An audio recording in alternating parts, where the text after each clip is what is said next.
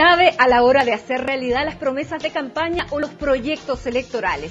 Me refiero a los diputados y a los senadores, sin los cuales las reformas que prometen ahora los candidatos presidenciales y que necesitan cambios legales o constitucionales no son posibles de sacar adelante, sobre todo por los altos quórum necesarios. A 16 días para que vence el plazo para inscribir las candidaturas, las listas de ambos pactos no están definidas, pese a que, por ejemplo, en la nueva mayoría, los partidos habían prometido a su candidata Michelle Bachelet que la tendrían antes de que ella volviera de su viaje de Nueva York este viernes 2 de agosto. Las disputas en la elaboración de las listas con los candidatos al Parlamento es la pieza del puzzle electoral que esta semana analizamos junto a Claudio Fuentes. Bienvenidos.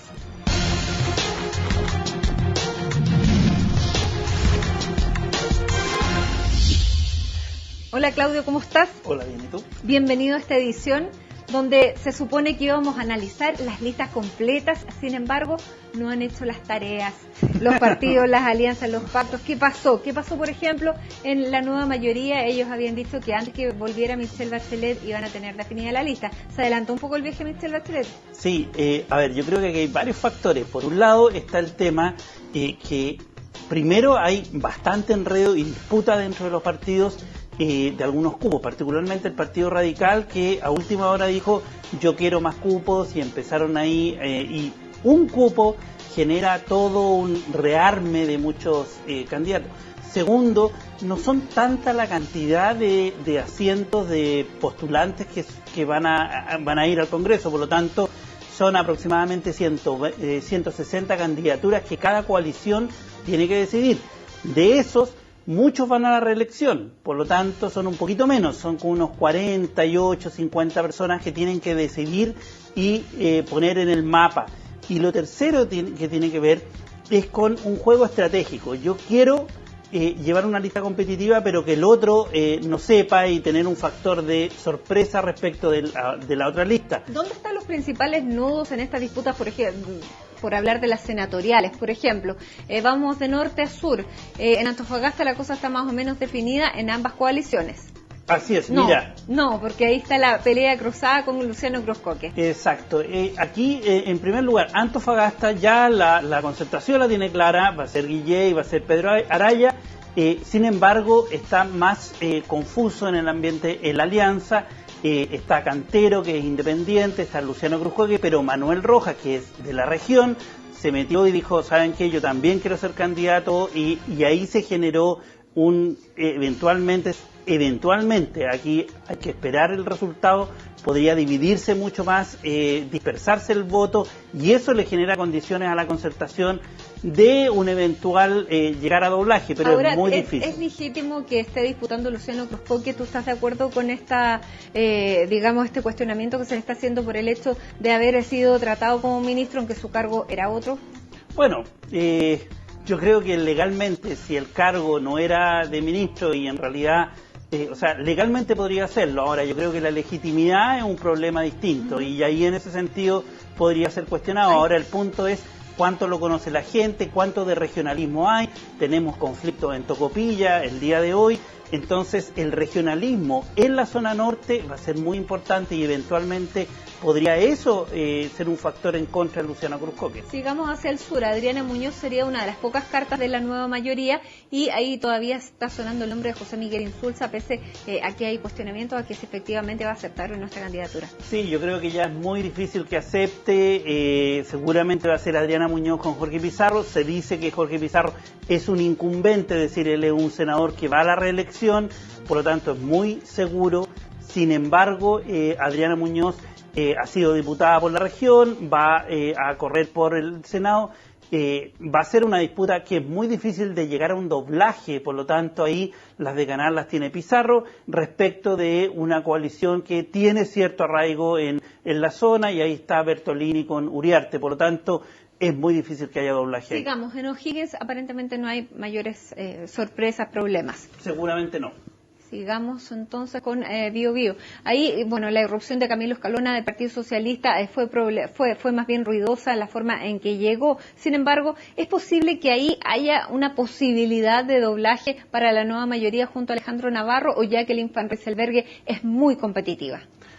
Yo creo que es difícil, porque tienen que lograr el doblar, que significa prácticamente el 66% de los votos. Es realmente difícil, particularmente si tú tienes a Escalona con Navarro, y a Martín que apelan a un electorado muy similar, y tienes a un Martín Silich que es democratiano. Entonces, llegar ahí va a ser muy difícil si es que es el escenario.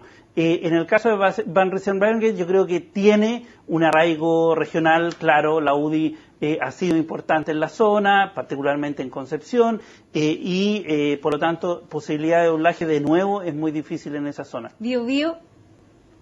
Bueno, ahí estamos de nuevo con, yo creo que va a haber, acá las peleas van a ser internas. Felipe Arboe o Sabaj, que se está cambiando de zona. Yo creo que Felipe Arboe ha hecho una gran campaña, ha estado mucho en terreno. Si tú te fijas, desapareció de la escena nacional, pero se fue a la región y está haciendo un buen trabajo.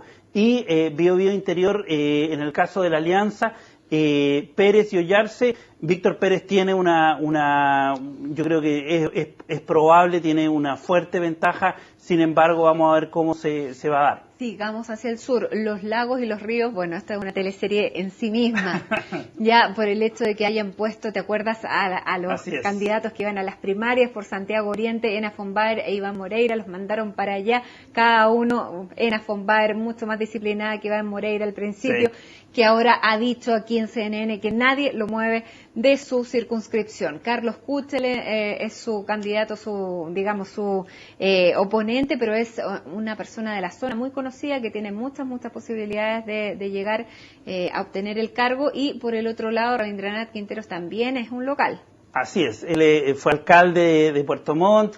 Asensio es diputado por la zona de Chiloé. Por lo tanto, yo creo que en este caso va a haber de nuevo disputas interiores. Seguramente no va a haber doblaje, y acá lo interesante va a ser las disputas entre quién, Moreira, Kuchel. Seguramente Kuchel va a hacer una gran campaña regional, destacando el regionalismo. Está en la onda del regionalismo y por lo tanto seguramente para Moreira va a ser pesado. Carlos Recondo dijo que hasta el último día él estaba disponible, no para ser diputado, no para volver como diputado, sino que si le ofrecían la senatorial volvía. En el caso eventual hipotético que a Iván Moreira le hubieran vuelto a ofrecer Santiago Oriente, cosa que ya no ocurrió. ¿Qué va a pasar en los ríos? La Ena von Baer no tiene competencia. Todavía no tiene compañero de lista, y de Urresti todavía. Esta es una de las zonas en donde todavía no hay definiciones. Ciertamente van a tener compañero de lista. ¿Dónde podría entrar el Partido Radical? Eventualmente, eso es lo que se está viendo. Ellos querían ir en Bio Bio Interior, por ejemplo, se estaba pensando, también en la zona de Coquimbo, y eventualmente podría ser acá. Acá, recordemos que era el senador Frey el que estaba ahí, que es un cupo democristiano, por lo tanto, hay que esperar de aquí a el 17 de agosto para ver cómo lo van a llenar. Magallanes están claras las candidaturas. En lo que es la alianza quieren sacar a Carlos Bianchi, no le están perdonando la votación que tuvo en el caso del ministro de Educación. Pero va a ser difícil porque Carlos Bianchi tiene mucho arraigo regional, y Carolina Goic también es de la zona, por lo tanto hay candidaturas muy potentes allá. Y nos venimos a Santiago. Esta sí que es una teleserie interesante, o un capítulo interesante dentro de esta teleserie política. Santiago, sobre todo Santiago Oriente. ¿Qué pasó? ¿Qué te parece el lanzamiento de la candidatura de Lawrence Coburn? ¿Tiene posibilidades frente a Manuel José Osandón? Yo creo que Osandón tiene hoy día la ventaja. Él ha estado ya posicionado, tiene un votante más de liberal, de centro liberal. Goldman tiene la maquinaria de la UDI, a la UDI le fue bien en la región metropolitana, y en esa zona en particular, por lo tanto tiene capacidad de movilización. Por lo tanto yo creo que primero va a ser una pelea muy voto a voto. Y en este caso, Claudio, podría salir alguna carambola en el tema presidencial, porque esto no cayó bien claramente en Renovación Nacional, la candidatura de Lawrence Coburn, que es una candidatura muy competitiva y que podría poner en dificultad a Manuel José Osandón. Si finalmente en el Consejo del próximo día Renovación Nacional decidiera levantar un candidato presidencial, tal vez aquí estaría a mano, pondría a Manuel José Osandón ¿Es posible que hagan eso pensando en que pudieran perder frente a Lawrence Goldborn y ante la posibilidad de perder, mejor perder con un candidato que perder sin nadie? A ver, aquí hay un asunto que es importante. La racionalidad diría que no llevaran a Osandón para una presidencial. ¿Por qué? Porque no es muy conocido a nivel nacional. Es conocido en la región, es conocido en Puente Alto, en la zona oriente, pero no es conocido a nivel nacional. Por lo tanto, a mi juicio, sería una carta muy riesgosa de Renovación Nacional llevar a un Osandón como carta presidencial. Sin embargo, todos nuestros presupuestos con anterioridad han estado cuestionados. Sería una carta muy riesgosa, de nuevo digo, respecto de esa posición. Pero en este caso, ¿tú crees que podrían doblar? No. Frente a Soledad Alvear y Carlos Montes. No. Doblaje, ninguna posibilidad. ¿Y qué pasa con Santiago Poniente? Santiago Poniente tampoco va a haber doblaje. Las disputas van a ser internas, Undurraga versus Girardi, una pelea muy fuerte. Y de la pelea de la alianza vamos a hablar en el siguiente bloque porque tenemos que irnos a una pausa. Esto es Puzzle Electoral, ya regresamos. Ya estamos de vuelta, esto es Puzzle Electoral junto a Claudio Fuentes. Estamos analizando en este capítulo qué va a pasar con las disputas senatoriales, sobre todo luego que se tengan que definir el próximo día 17 de agosto la inscripción de ambas listas, de ambos pactos, y todavía no están definidos porque hay grandes todavía nudos que resolver. Estábamos hablando de la última zona que nos quedaba por analizar, Santiago Poniente. Estábamos viendo cómo era esta disputa entre Pablo Salaquet y Andrés Salamán, donde tú decías, Claudio, que los dos llegaban un poco debilitados después de dos derrotas importantes. Así es, o sea, particularmente Pablo Salaquet llega muy debilitado, le fue muy mal en Santiago, y Andrés Alamán también, pero Andrés Alamán tiene la ventaja de ser un candidato que ya recorrió la zona, que tiene, además no le fue tan mal, o sea, estuvo a punto de ganar. 48%, una buena votación. Efectivamente, por lo tanto yo creo que Andrés Alamán tiene una mayor recordación hoy día para el público, tiene un trabajo de terreno ya avanzado,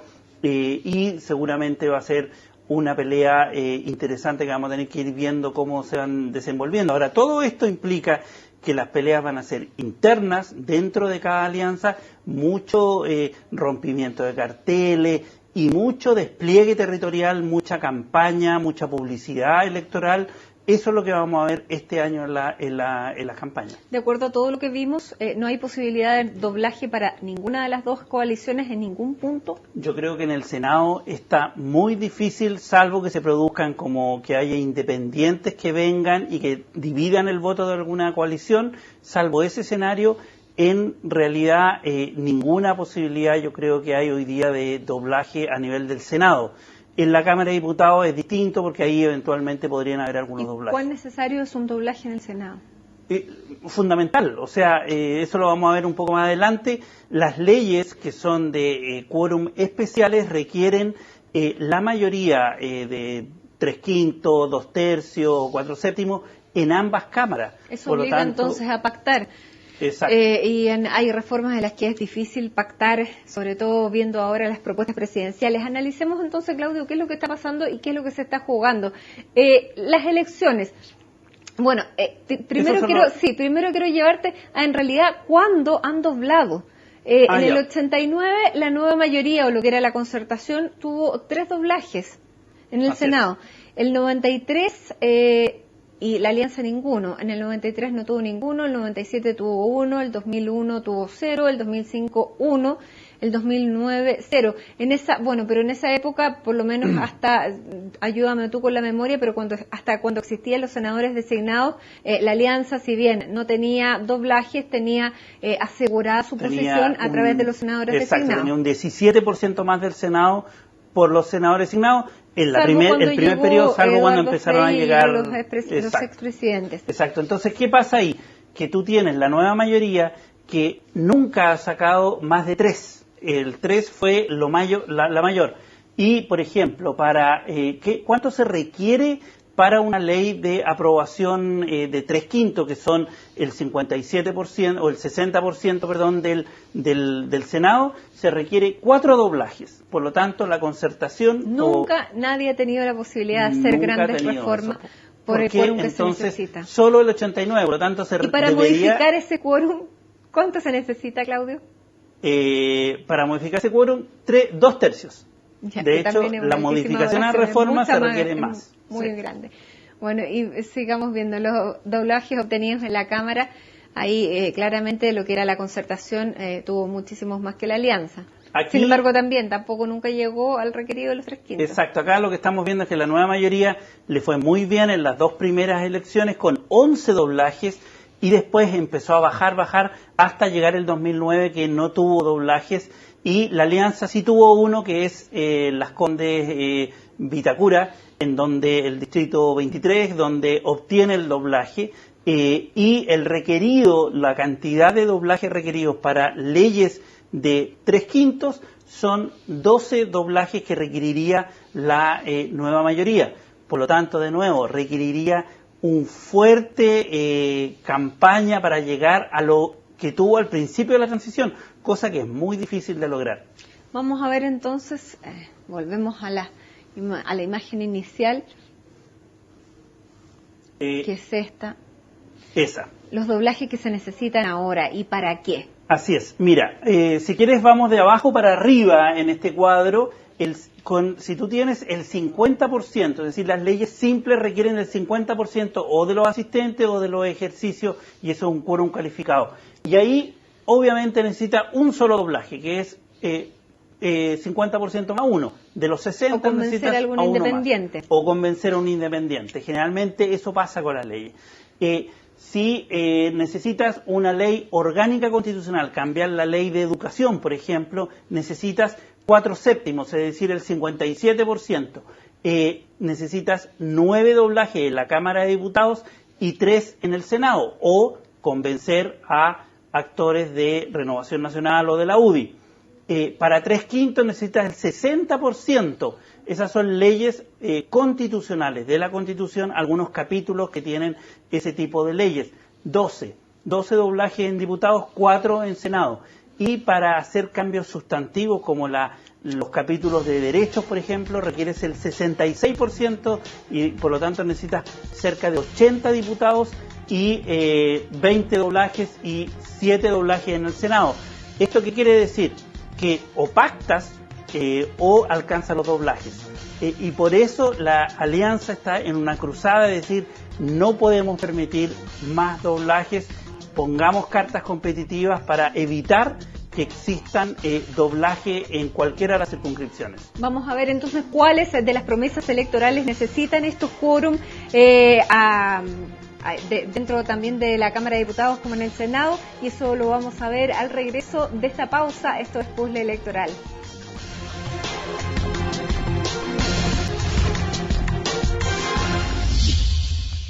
Seguimos en esta edición de Puzzle Electoral analizando los cupos para senadores, para diputados, por qué se necesitan, por qué es tan importante los doblajes para lograr algunas leyes, algunas de las promesas de campaña de esta elección presidencial 2013. Junto a Claudio Fuentes lo estamos analizando y estamos viendo a través de esta tabla la gran cantidad de doblajes que se necesitan para sacar cualquiera de las propuestas. Por ejemplo, Claudio, una de las propuestas más debatidas ha sido la ley de educación, la gratuidad en la educación. ¿Cuánto necesitaría la nueva mayoría, en el caso de que saliera electa Michelle Bachelet, para hacer esa reforma que ella promete, que ella postula? Bueno, la educación está contemplada en dos ámbitos. Primero es la ley orgánica constitucional, que para ser reformada requiere 4/7, es decir, el 57% de la Cámara de Diputados y el 57% del Senado. Necesita ese 57% en ambas cámaras. O sea, 9 doblajes necesitarían diputados y 3 en senadores. Y 3 en senadores. Por lo tanto, si quisiera hacer una cosa sin preguntarle a la oposición, ¿ya?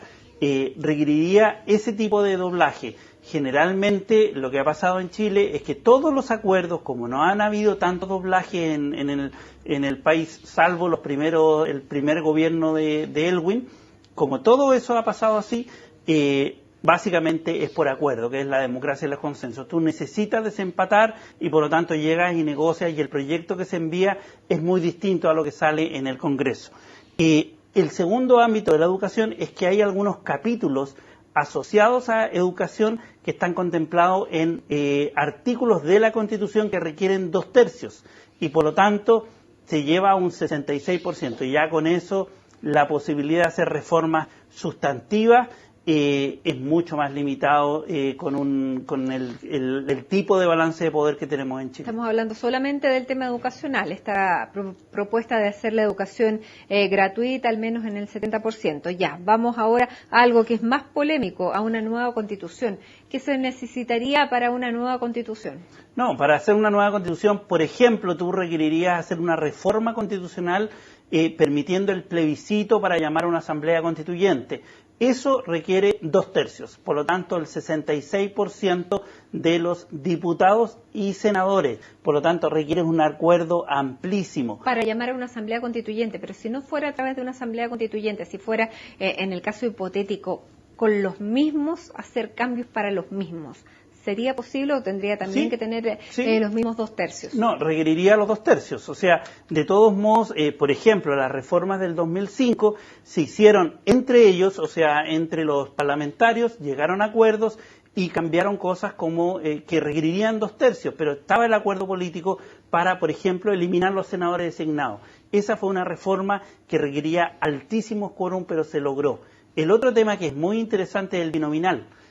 Para reformar el binominal hay un artículo transitorio en la Constitución que dice que tú para cambiarlo requieres 3/5 de los senadores y diputados en ejercicio, requieres el 60% para cambiar la ley electoral, que es una ley de 4/7. Bueno, sobre eso hay mucho más consenso ahora. ¿Tú crees que es posible llegar a cambiarlo antes de que termine esta magistratura?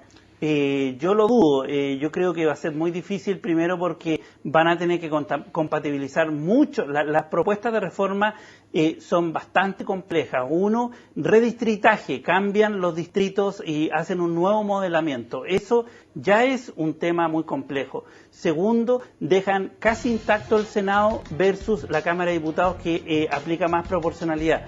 Eso, de nuevo, es una gran reforma que va a ser cuestionada, porque mantener el binominal en una Cámara es mantener actores de veto. ¿Y cómo es posible entonces hacer las grandes transformaciones, las grandes reformas a través de una vía legal, constitucional, si no se van a tener las mayorías? El acuerdo político es lo fundamental. Yo creo que seguramente en noviembre vamos a ver que no se van a alcanzar los quórum y por lo tanto van a tener que abrirse acuerdos políticos con la oposición. Y eso que no vimos, lo que estaba pasando en el caso de los diputados, donde ahí habría alguna posibilidad de algún doblaje, pero tampoco nunca tanto como las requeridas para las grandes leyes. Muchísimas gracias, Claudio, muchísimas gracias a ustedes por acompañarnos en esta edición de Puzzle Electoral. Sigan en la compañía de CNN Chile.